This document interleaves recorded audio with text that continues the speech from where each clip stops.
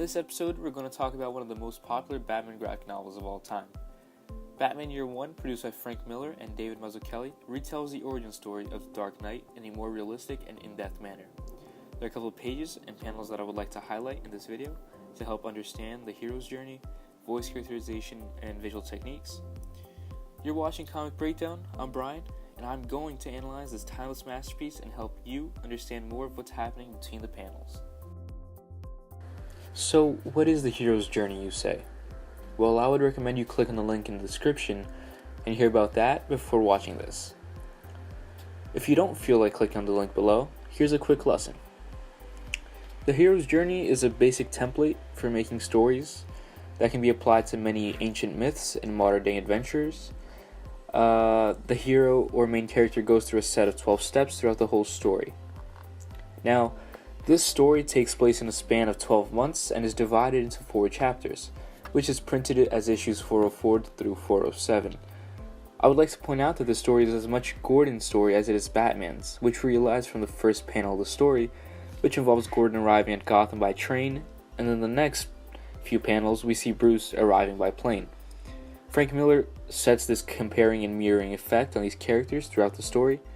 Now, this origin story follows closely to the hero's journey, but neglects a few steps in it. For example, the story starts with them arriving in Gotham, which can easily be defined as step 5, crossing the threshold. It isn't present in the arc, in Ordinary World, and even the Quality Adventure. These characters are already on a mission and already have the skill set and mindset to get the job done. Bruce many times thinks he has prepared himself for 18 years, and Gordon is already a well-known and high-ranking detective. Step 6 is present throughout the story and shows Batman making a name for himself in the streets of Gotham, and Gordon climbing the ranks in the police department and catching some big fish. Step 7 occurs when Batman realizes he needs someone on the inside to clean up Gotham, someone like Jim Gordon, and Gordon begins to question whether Batman is actually the enemy. Step 8 is the ordeal. Here Batman faces his final enemy or challenge, which is to clean up the police department and catch the corrupt police officers such as Commissioner Loeb. Gordon, attempting to do the same through Skeever's confession, is blackmailed and then his child is kidnapped. Bruce Wayne shows up in civilian clothing to save the child. Step 9, Flash is being sentenced to prison and brings evidence that incriminates Loeb. Gordon's family is safe and he finally trusts Batman, creating this iconic partnership. Gordon also gets promoted. The final steps as they return to the Ordinary World aren't apparent in this story, as they simply prepare for the next job. Voice and characterization.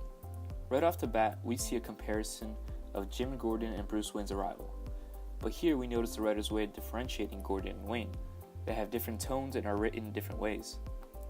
Visually, we can notice a difference: yellow box in standard font for Gordon and a white box in cursive font for Bruce, maybe to show his higher class and nobility. For other outlets such as the news, a blue box is introduced with a more informative tone.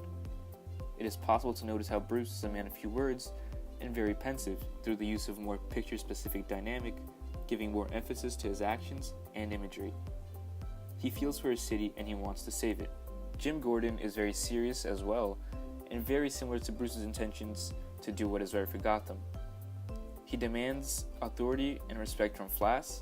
He's willing to put his life on the line for what is right, as seen when the Commissioner threatens Gordon with evidence on his affair with Essen. Gordon comes clean with his wife and puts Flash away for corruption.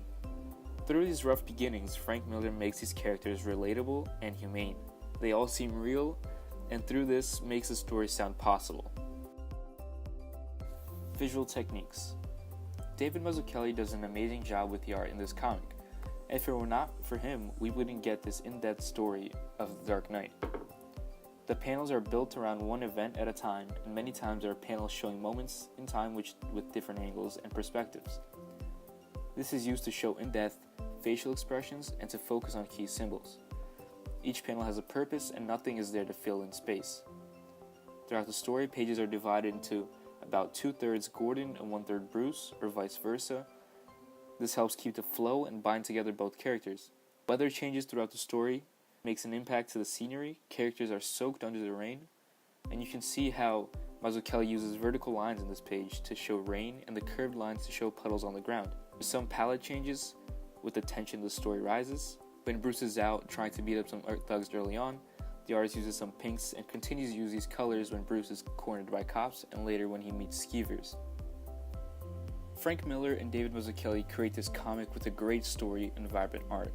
Both go hand in hand to make this a one-of-a-kind masterpiece. This piece is spectacular in every page and doesn't lose the reader at any point. This noir take brings a new perspective into the Batman character, one seen in Christopher Nolan's Dark Knight trilogy, a brooding man who wants to save his city. Thanks for watching. Be sure to subscribe to keep up to date to new episodes, and I'll see you next week.